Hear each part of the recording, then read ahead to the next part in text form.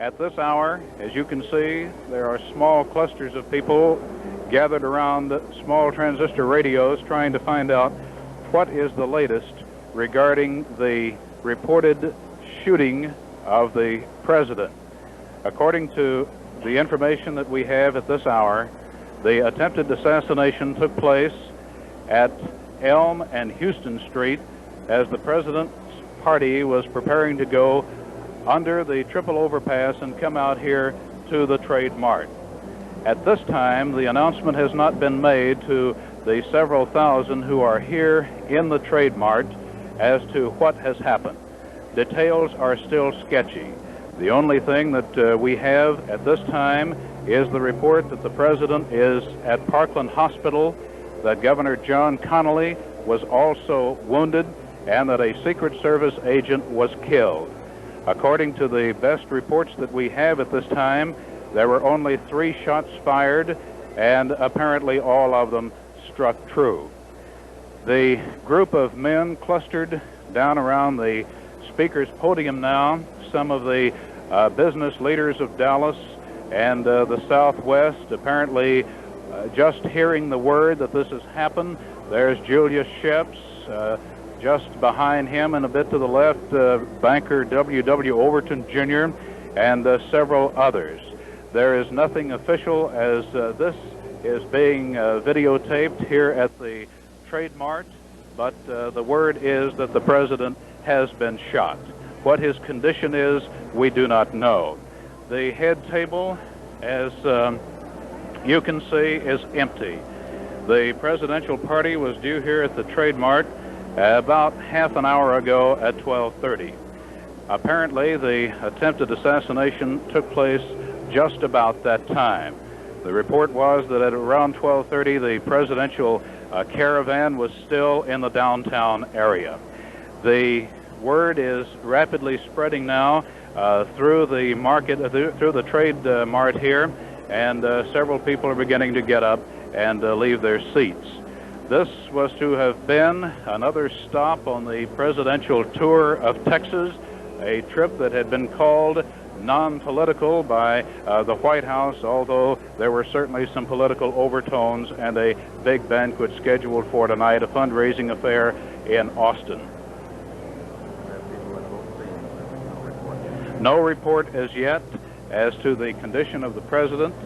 No report as yet as to whether or not the assassin was apprehended. Do we have word on that, Dick? No, there was just one report that a man and a woman were on a ledge of the building at the supposed scene.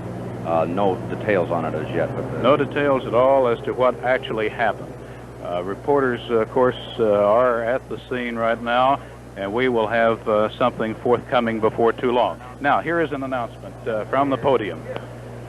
Making the announcement will be J. Eric Johnson, the president of the Dallas Citizens Council, one of the sponsoring groups. Here is Mr. Johnson. Can I have your attention, please? There has been a delay on the arrival of the motorcade. There has been a real error. We do not know the extent of it or the exact nature.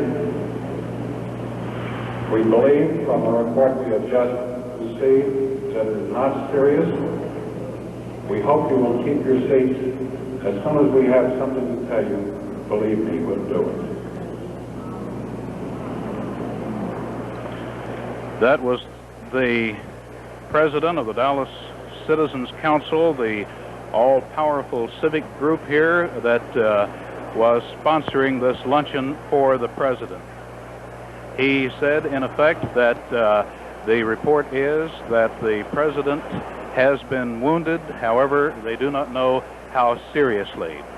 We had an earlier report a few minutes ago that we passed on to you that there was the report that a Secret Service guard had been killed and that Governor Connally was also wounded in the assassination attempt. It took place at the Houston Street underpass just prior to the motorcade entering the Stemmons Freeway for the trip out here to the Trade Mart. Are we live now?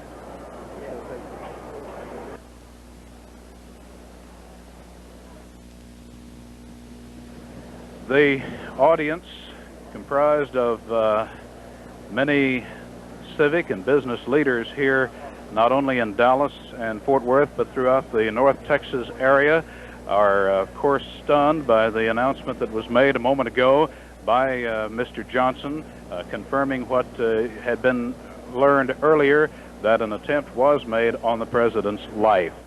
At this time, no word from Parkland Hospital, where the president was taken, as to his condition or the condition of Governor John Connally, who is riding in the open convertible with the president. It is ironic in a way that the weather cleared off here as it did today. Earlier forecasts had called for the possibility of rain throughout the presidential visit. And it was only shortly prior to his jet touching down out at Love Field that the weather did break through, and the clouds went away, and the sunshine, of course, made it possible for the president to ride in an open convertible rather than the plexiglass top that would have been used, of course, had the weather been inclement. Nothing further as to the condition. The safety precautions that were taken here at the Trade Mart, certainly among some of the most extensive that have ever been taken for the visit of anyone to this city. And as of this hour, it, of course, is all for naught due to the fact that there was an attempt made on the president's life. There had been earlier speculation that perhaps if there was any trouble, it would have come at the airport where the president, if you were watching television and listening to the radio earlier this morning, you heard that he went up to the fence, went up to the crowd, and was mixing quite closely with many of those who had come out to see him. He shook hands with many supporters. There were some signs in the crowd that were anti-administration. But for the most part, there was an air of congeniality on the part of the crowd. This Trade Mart is approximately 1.25 miles from the point where the attempted assassination took place. The Trade Mart, this huge market hall, is located just to the northwest of the downtown business area. The president's motorcade had taken him from the airport down Lemon Avenue, one of the familiar thoroughfares here in Dallas, to Turtle Creek, down past the Democratic County headquarters, and on into the downtown area. The procession came up Main Street, one of the three principal thoroughfares in downtown Dallas, and as it was just beginning to leave the downtown area and come out here to this hall when the attempted assassination took place. The announcement was made to the crowd just a few minutes ago as to what had transpired. No report on the condition of the president as yet. Yes, Dick, do you have something? There is an unconfirmed report, Eddie, that the president is in critical condition, that Governor Connally has gone to the operating room. This is an unconfirmed report. That the president is in critical condition and that Governor Connally is now in the operating room. And also the fact that one of the Secret Service agents who was riding with the president was killed. Is that correct? That is the report at this moment. Dick, has there been any report as to whether or not the assassin was apprehended? Nothing on the apprehension as yet. We still have that same street corner that you mentioned to go by. That's all so far. Nothing other than the fact that at the intersection of Elm and Houston Streets, just west of the downtown area, is where the attempted assassination took place.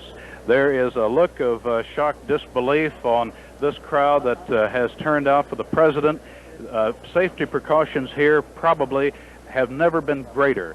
It was only a couple of weeks ago that an incident occurred here that caused some to think that it would have been better had President Kennedy not gone ahead with his announced plans of coming to Dallas. That was when the United Nations Ambassador Adlai Stevenson made a speech at the Memorial Theater in Dallas. You may recall that at that time there was quite a rhubarb inside the theater proper as Mr. Stevenson tried to speak. One man, a Frank McGehee, who is the leader of the National Indignation Convention, a group of extreme rightists here, tried to interrupt the ambassador.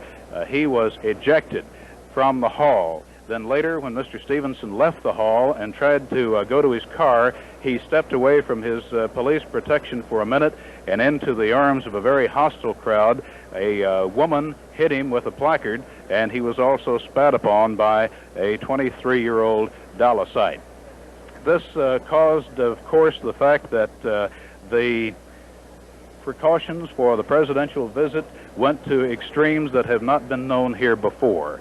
The report is that the attempted assassins, we now hear it was a man and a woman who fired the shots, were on the ledge of a building near the Houston Street underpass. Just from memory, that would have to be a building, well, let's see, it could conceivably be either the county records building, the county courthouse. There is a building there, as my memory serves me, about an 8-story building, which houses a book depository, and then also the Union Terminal building is located just to the left or to the south of where the attempted assassination took place. There are very few people who are going on with their meal here. There are tears in the eyes of several of them. Down around one of the tables in the center of the room, all of the civic and business leaders of Dallas are gathered, trying to find out some word as to whether or not the president's... yes. Just a minute. Now, here's an announcement from the platform. Mr. Eric Johnson with an announcement. I'm not sure that I can say what I have to say. I feel a little bit like Southern Pearl Harbor. It is true that our President, Governor Connally, and the motorcade have been shot. We do not know how seriously. Our reports are scant. They are difficult to get.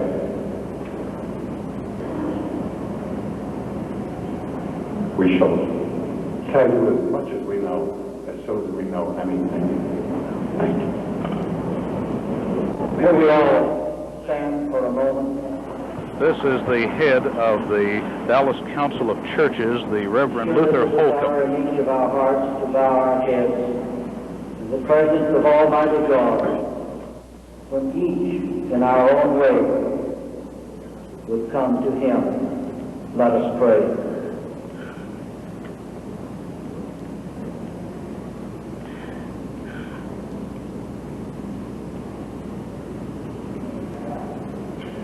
Oh God, none of us can find words to express the deepest feelings of our hearts. We realize that this is a time of mourning, and yet we will each come relying upon the faith that we possess. We would each come with perhaps the most earnest prayer that we ever offer in behalf of our President, our government, the members of their families. So we pray that even in this gathering, that we may reveal that promise that shall be pleasing to Thee, and that we shall await word in a spirit of prayer. In Thy holy name, amen. That was the Reverend Luther Holcomb, who is the Executive Secretary of the Dallas Council of Churches, and who was to have given the invocation here for the President's address today. As you can imagine, there are many stories that are coming in now, as to the actual condition of the president. One is that he is dead. This cannot be confirmed. Another is that Governor Connolly is in the operating room. This we have not confirmed. Another is, and apparently this is correct, that one of the Secret Service agents whose job it was to guard the life of the president was killed in his line of duty. The president was whisked from the scene of the attempted assassination or assassination, depending upon his condition, of course, at this hour, by bus to Parkland Hospital, which is located about 1.5 miles from this site, which would make it about 3 miles from the site of the shooting. It is a city-county hospital here, and the president undoubtedly is in the emergency room at that hospital, which would be on the first floor of Parkland.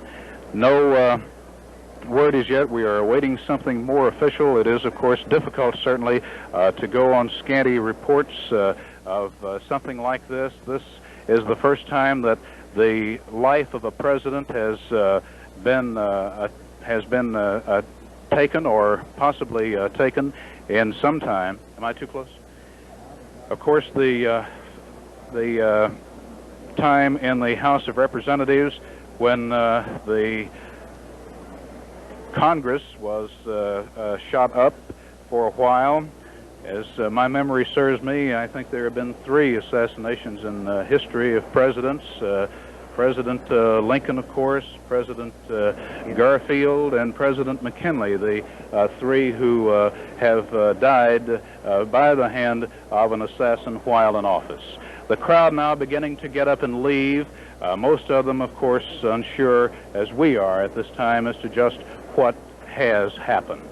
The president came to Dallas in his campaign of 1960. It's ironic, too, that Mr. Nixon, who was a visitor in this city yesterday and who at that time was, of course, the Republican standard bearer, was in town just a couple of days before President Kennedy then. They were both campaigning. And now, ironic again that the President of the United States should be here, and his counterpart in the primaries, or in the election of a couple of years ago, left the airport from which Mr. Kennedy arrived just about an hour earlier. Dick, do you have something late? Just bits and pieces. A 25-year-old man, whose identity is unknown, has been taken into custody and taken to the sheriff's office for questioning. The school bus depository at Elman Field, the building is surrounded by armed men. They are searching. Is that where the shot came from? Yes, apparently so. That's what we were surmising. And 2 priests have gone to Parkland Hospital to Kennedy's What room. about Mrs. Kennedy? No word at all on Mrs. Kennedy. Where is she? Do you know? No, I'll attempt to find out right away. All right, now who do we... yes, we have 3 men at Parkland, and they will be getting word to us just momentarily. 2 priests having gone to the hospital. Mr. Kennedy, of course, being the first president of the Catholic faith to serve this nation. He was to have dined on steak here today, as were the other 2,500 who had come to the hall. For the president and for other Catholics who were in attendance today, special dispensation had been granted for the serving of meat on Friday, a day normally reserved for fish for those of the Catholic faith. The crowd's beginning to move away now, and it is sort of, as we look up now on the speaker's platform, I noticed that within the past 45 minutes, I had not seen this earlier, that a special chair had been brought in for Mr. Kennedy. That black leather chair that is seated just a couple of spaces away from the podium. That was the chair that President Kennedy was to have occupied. And as we say at this hour, it is not known just what his condition is. As Dick Wheeler mentioned a moment ago, the shots apparently came from the Texas School Depository, School Book Depository, which is a building about 8 floors in height that, yes.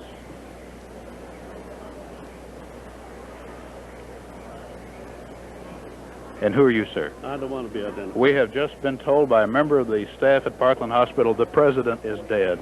This is not. What is the governor's condition? He's been shot in the chest. In the chest. Do you have any report on that? Don't know. Thank you, sir. This is the report of a doctor who is on the staff of Parkland Hospital who was here for the luncheon. He says that the president is dead. We do not have a confirmation on this. We only pass it along as the word of a man who we would take to be a good source at this time. Governor Connolly shot in the chest. He is in the operating room. We do not know what his condition is. But the report is that the president is dead. This is not confirmed. This is something that, this is something that the word just came to us a minute ago. The word we have is that President Kennedy is dead. This we do not know for a fact.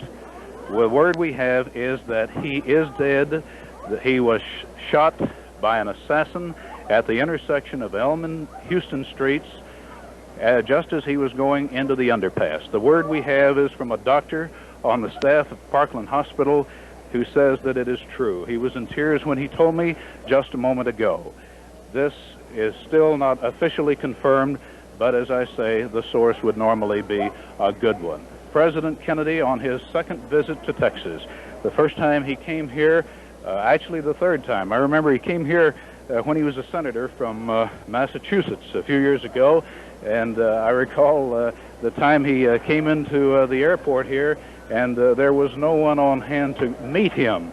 He was not as well known then as he is now, and an airline's public relations man took him into town. He was here to address a convention, and no one was on hand to greet him. So the president rode in with a PR man from an airline. The next time he came, he was the standard bearer of the Democratic Party. That was in 1960. The crowds turned out for him then. This is, of course, an area where there has been a tremendous amount of dissension in the ranks of the Democratic Party. It is an area where there has been, of course, a tremendous amount of feuding on the part of a group that considers itself to be the extreme right wing.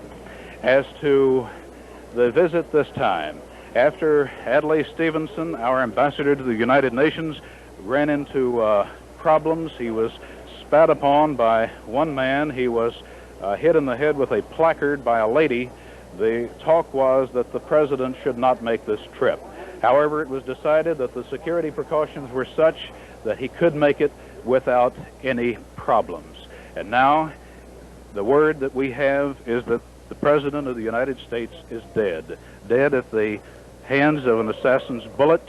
The word is that it was a 25-year-old man that he shot from a window in a building that I can best describe as being a factory loft. It houses school books near the edge of the downtown Dallas area. It's just across the street, catty-cornered from the county jail, ironically enough. The shots apparently were fired as the motorcade started to go under the triple underpass. If you have been in Dallas, you may be familiar with the triple underpass. It's where three of the main streets come together at the west end of the business district, and there funnel under the railroad tracks that feed into the Union Terminal. The motorcade was to have gone from there on to this Trade Mart where we are now. A Trade Mart that is fast emptying of people, little clusters crowded around. Most of these people are the civic and business leaders of the community. The man who made the announcement a moment ago that the president had been shot. Well, now, here is Luther Holcomb, the Dallas Council of Churches executive secretary at the podium. Here is Dr. Holcomb. His microphones have apparently not been turned on. The word that we have is that the president is dead. Perhaps this is official now, and this is the word that will come from wherever Holcomb gets to the podium. He's at the podium when he gets an opportunity to speak. Also joining us now. It is official. The President of the United States has been assassinated in Dallas, Texas. He fell victim of an assassin's bullet just as his motorcade went to go into the underpass just west of the downtown area. that would lead him to this site that had been prepared for his luncheon. Now to the podium. We do want to commend the spirit has prevailed as each of you is visiting one with another. But as we conclude this meeting, as I have said before, we're all stunned, we're speechless. But I do want to ask Dr. William H. Dickinson, Jr., longtime servant of God, pastor of the Highland Park Methodist Church, to say just a word and then to pronounce the benediction.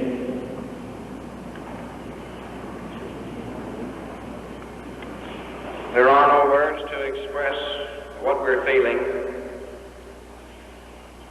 We are all conscious of the fact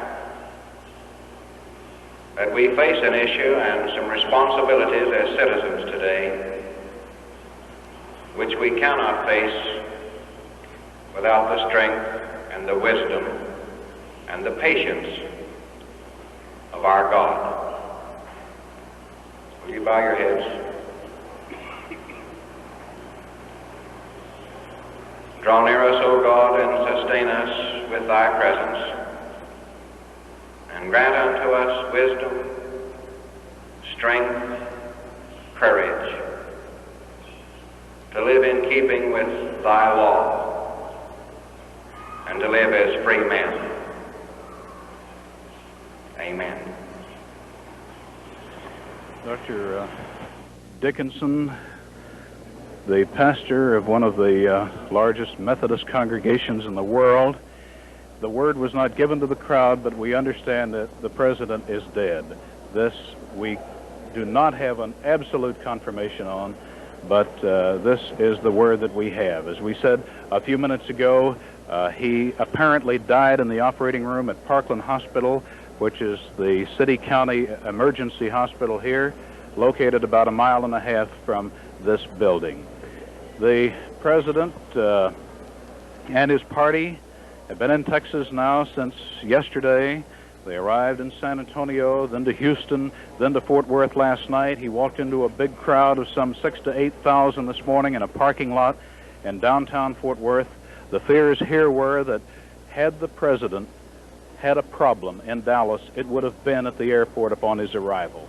But nothing went wrong there. There were some pickets, there were some demonstrators, but the president, in his charming manner, moved into the crowd with his wife by his side and greeted and shook hands for, quite some time there at the airport. Then, and again, we go back to this business of here, we have been forecasting rain in Dallas for the last couple of days, and this morning was one of those dreary mornings. There was fog, there was rain, the clouds hung low, and the weathermen had the forecast that this would hold through this afternoon. But then as the morning wore on, the clouds broke away, and when the president's big jet set down right on schedule at 25 minutes before the noon hour Central Time, the sun was bright, the crowds were out, the bubble plexiglass cover for the president's limousine was put away, and the president and his wife and the governor of the state of Texas rode in the open car. All went well past the airport, down Mockingbird Lane to Lemon, down Lemon Avenue to Turtle Creek on into Cedar Springs down to Harwood, the crowds out to see the president, then down to Main Street, up Main, and just as the presidential motorcade started to enter the triple underpass at Houston Street, shots rang out. The president, as we have it now, mortally wounded. The governor of Texas, John Connally, who served as Secretary of the Navy in Mr. Kennedy's cabinet when Mr. Kennedy first assumed the high office, is wounded. He was shot in the chest. A Secret Service agent whose job it was, as with his others, fellow agents, to guard the life of the president, killed instantly. 3 shots fired and 3 people hit. The president apparently dead, the governor of Texas wounded, we don't know how seriously, a Secret Service agent killed on the spot. This is not confirmed, the death of the president. we have it on what would normally be good authority. But until the word officially comes, there is no way to know.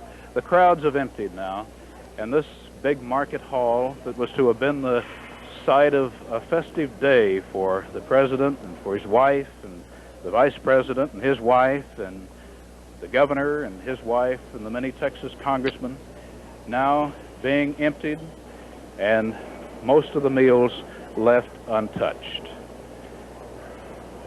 There had been a rhubarb here for a couple of weeks over who would sit at the head table.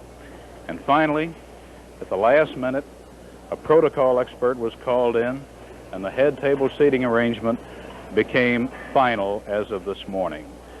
Rift has existed for a long time in the Democratic Party in Texas, and this rift, the Democrats will tell you, whether they be conservatives or loyalists or liberals or moderates or whatever faction of the Democratic Party they belong to in Texas, they all say that this is just an inter-party fight and we can all get together when the president comes to town. Well, finally they did get together. The big bone of contention had been whether or not Senator Ralph Yarborough, who is considered certainly in the liberal wing of the party, would be seated at the head table. He does not get along too well with Vice President Johnson or with Governor Connolly. The word was that last night the senator refused to ride in the motorcade in the same car with Vice President Johnson. But today, all was to have been pretty much peaches and cream, as it were. They were all going to sit at the head table and break bread together on this Friday, the 22nd of November. And then, before they could ever reach this market hall, the word is that the president has been killed, that one of his agents is dead, and the governor of Texas is wounded. From the Trade Mart in Dallas, Texas, this is Eddie Barker.